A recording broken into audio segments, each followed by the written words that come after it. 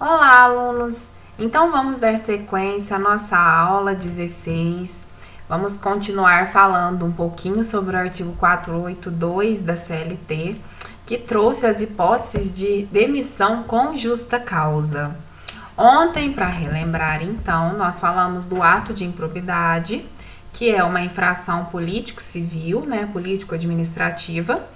Não é um tipo penal, mas ele pode acarretar em um tipo penal, né? Se cometer um furto, por exemplo, ele vai estar sendo ímprobo e vai estar furtando.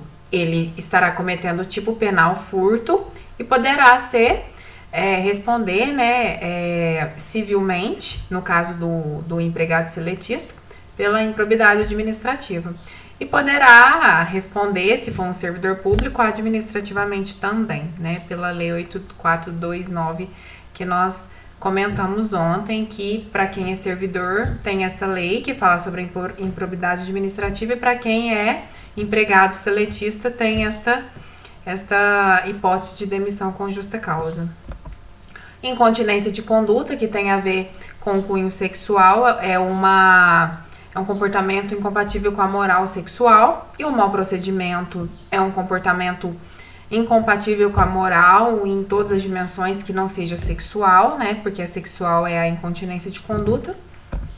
Negociação habitual por conta própria ou concorrência desleal com a própria empresa, é aquele empregado que vende coisas particulares em vez de trabalhar, né, na própria empresa ali, fica o tempo todo vendendo sem a permissão do empregador, em vez de prestar o seu serviço.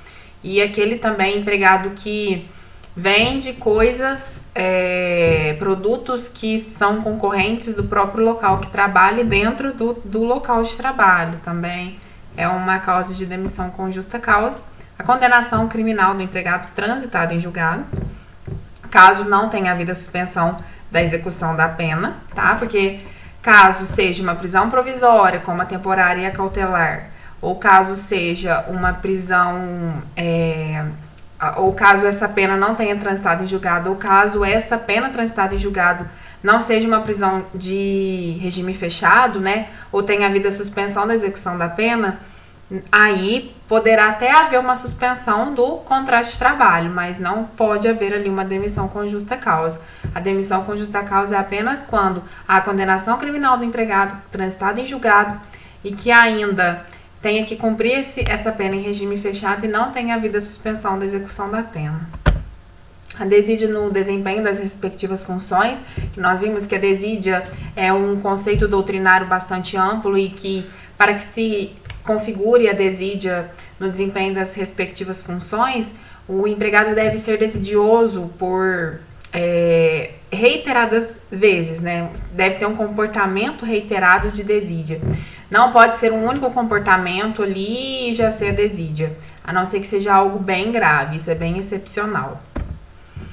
E agora vamos dar sequência com a embriaguez habitual. Espero que vocês estejam aí com a CLT na mão, marcando tudo.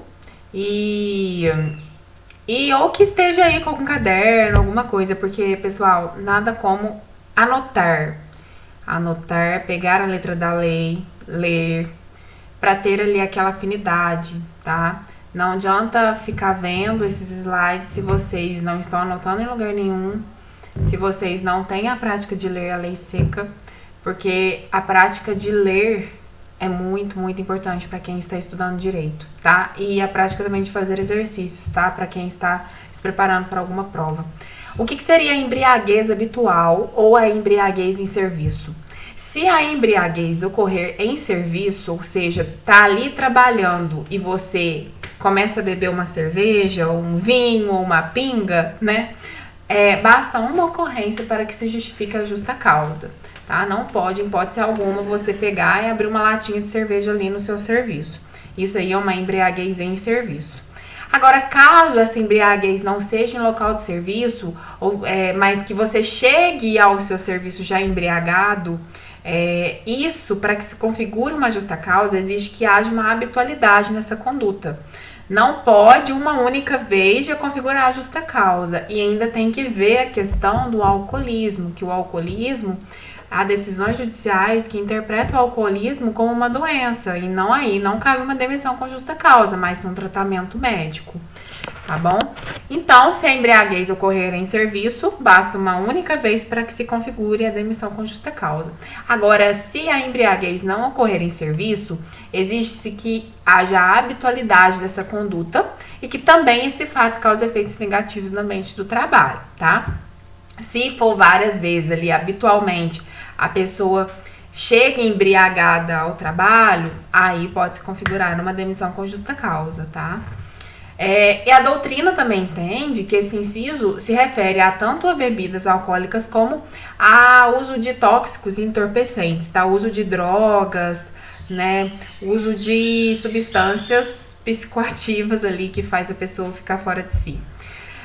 Então, há decisões judiciais interpretando o alcoolismo como uma doença, tá? E nesse sentido não caberia uma demissão com justa causa, mas um tratamento médico.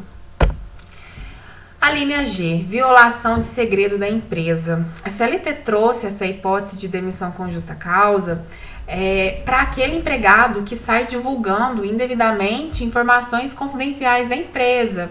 Por exemplo, se tem um empregado ali que trabalha na Coca-Cola, que ninguém sabe a fórmula da Coca-Cola e sai aí divulgando, né, nas redes sociais ou divulga para alguém em troca ainda de uma recompensa a fórmula da Coca, isso é com certeza uma violação de segredo da empresa e caberia a demissão com justa causa, tá?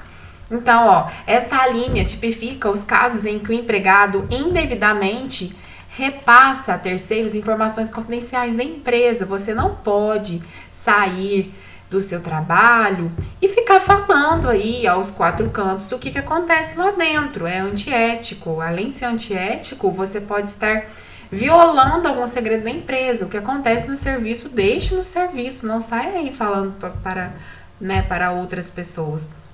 Aí a Mauri Mascaro Nascimento fala que a divulgação não autorizada de todo fato, ato ou coisa que de uso ou de conhecimento exclusivo da empresa não possa ou não deva ser tornado público sob pena de causar prejuízo remoto, provável ou até mesmo imediato à empresa, faz com que seja configurado a violação de segredo da empresa e aí se configura a demissão com justa causa. O Amaury define o que é a violação de segredo da empresa. É isso, uma divulgação não autorizada de algum ato, fato ou coisa que seja de uso exclusivo da empresa, de conhecimento exclusivo da empresa, que não possa ser tornado público e que ainda possa causar prejuízo, que seja um prejuízo remoto ou um prejuízo imediato ou até mesmo um prejuízo provável à empresa. Isso aí se configura uma violação de segredo da empresa. Exemplo, o empregado de confiança da empresa que desenvolvia um software para uso do empregador e ele passa esse software para outra empresa. Não pode. Isso é uma demissão com justa causa. A linha H, o ato de indisciplina e de insubordinação. Isso aqui é objeto demais de pegadinhas em concursos públicos. Por quê?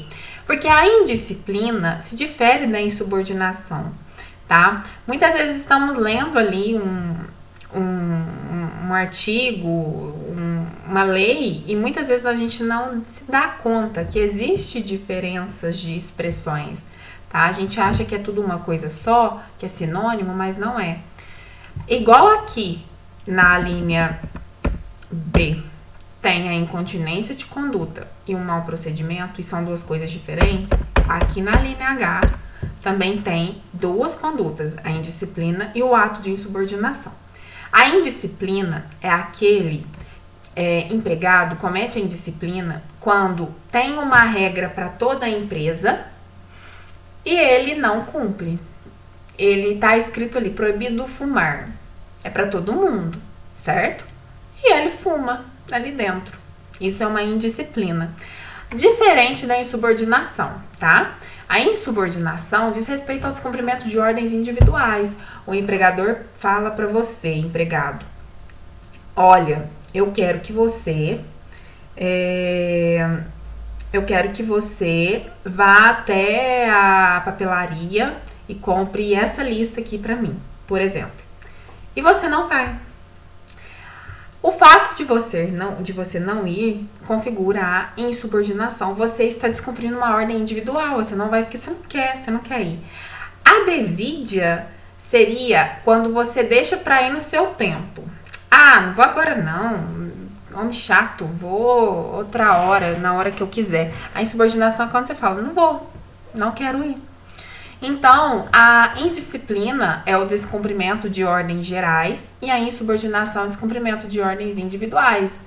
É só lembrar que o subordinado, ele tem um chefe. Quando ele é um insubordinado, ele está ali, ó, descumprindo as ordens do seu chefe, ordens para ele.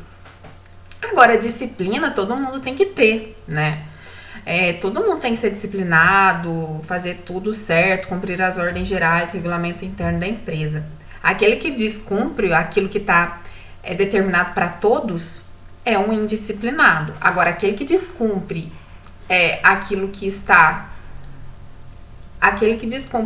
está determinado para apenas para si, uma ordem individual, ele é um insubordinado. Não se esqueçam disso, isso é muito importante.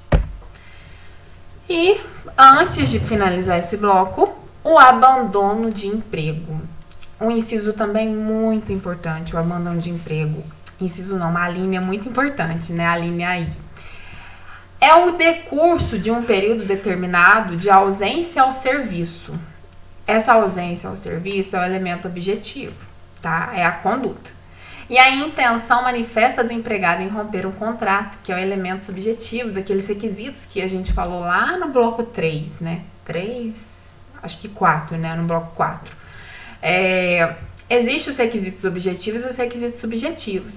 No caso do abandono de emprego, a ausência ao serviço é a conduta, é o requisito objetivo. E a intenção do empregado de querer, quero ir não quero mais esse emprego, mas também não vou avisar que eu não quero, é o elemento subjetivo, é o seu dolo ou a sua culpa, né? Negligência, não liga, imprudência ou imperícia, tá? Então, o abandono de emprego é isso, a ausência ao serviço, junto com a intenção de realmente o empregado não ir, ele não quer ir e quer romper com o contrato.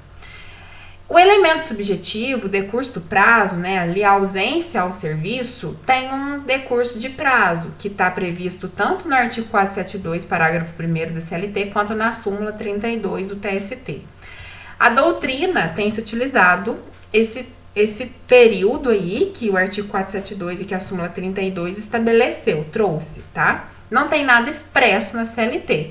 Usa-se esse prazo do 472, parágrafo 1º, e a súmula veio e trouxe, fixando esse prazo de abandono do emprego. Então, a doutrina tem utilizado o lapso temporal de 30 dias, que é o prazo previsto no 472 e é o que a súmula determinou, tá? Então, olha o que o 472 da CLT, artigo 472, parágrafo 1º fala. Para que o empregado tenha direito a voltar a exercer o cargo do qual se afastou em virtude de exigências do serviço militar ou de encargo público, é indispensável que notifique o empregador dessa intenção, por telegrama ou carta registrada, dentro do prazo máximo de 30 dias, contados da data em que se verificar a respectiva baixa ou terminação do encargo que estava obrigado. Então, veja que se passar de 30 dias, já não dá mais para voltar. Então, uma ausência além de 30 dias é uma causa de abandono de emprego, tá? E aí vem a súmula 32 do TST que fala que presume-se o abandono de emprego se o trabalhador não retornar ao serviço no prazo de 30 dias após a cessação do benefício previdenciário e nem justificar o motivo de não fazer. Então, se você está afastado ali, né, no auxílio-doença, e aí você simplesmente não volta após 30 dias, né, terminou seu afastamento e você não voltou dentro de 30 dias, presume-se que você abandonou o emprego, não vai voltar mais. Então, se isso se presume depois de um auxílio-doença, né, presume-se também que se você deixa de ir ao serviço 30 dias, é porque você também abandonou o emprego, não quer mais voltar, tá? Além disso, isso também é configurado na Lei 8.112, que é o Estatuto do Servidor Público Federal, em vários estatutos aí de servidores públicos municipais e estaduais. Muitos estatutos prevêem, inclusive o Estatuto Federal, que é a Lei 8.112, prevê ali que se o servidor público se ausentar por mais de 30 dias ele estará abandonando o emprego. E se ele se ausentar por 60 dias dentro de um ano, né? 60 dias alternados ali dentro de um ano, no período de um ano, ele estará... tem a expressão... É como se fosse uma inassiduidade. Quer ver? Lei 8.112. Deixa eu colocar aqui na tela para vocês, que eu quero mostrar para vocês. Aqui. Então, isso já é bem pacífico, tá? Na doutrina. Quer ver? 60.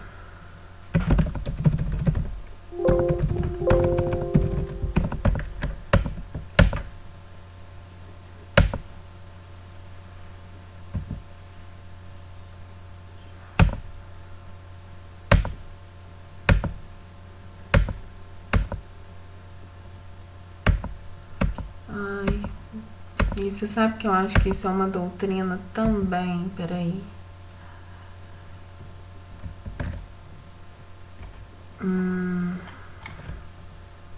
Abandono.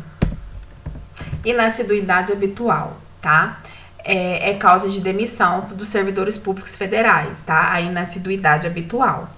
Aí aqui embaixo vai estar falando quantos dias que se considera a inassiduidade habitual e quantos dias que se considera, olha aqui ó, configura abandono de cargo, a ausência intencional do servidor ao serviço por mais de 30 dias consecutivos e entende-se por inassiduidade habitual a falta ao serviço sem causa justificada por 60 dias interpoladamente durante prazo de 12 meses.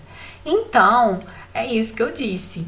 Isso já é bem pacífico. E em tanto os estatutos federais, né, a Lei 8.112, quanto o estadual, quanto o municipal prevê isso. E a CLT também deixou isso pacífico. Abandono de emprego quando passa de 30 dias que o empregado, né, 30 dias consecutivos que o empregado não comparece ao serviço, tá bom? E aí existe a súmula 32 e o artigo 472, parágrafo 1º, que a doutrina se utiliza, né, se debruça ali para defender que são 30 dias. E é isso, pessoal. Vamos dar uma pausa para não ficar tão longo o bloco. No próximo bloco eu venho para finalizar a justa causa, com o finalzinho aqui da linha J, K, L e M. E falando de outras hipóteses e das verbas devidas no caso de demissão, por justa causa. E depois falaremos da rescisão indireta. Então é isso. Muito obrigada, tá, por estarem seguindo o meu canal, por terem se inscrito. Estou muito feliz com todos os inscritos, né? Se continuar a crescer assim, eu sempre vou postar vídeos aqui. Muito obrigada mesmo. Até o próximo bloco. Tchauzinho. Estudem bastante. Tchau, tchau.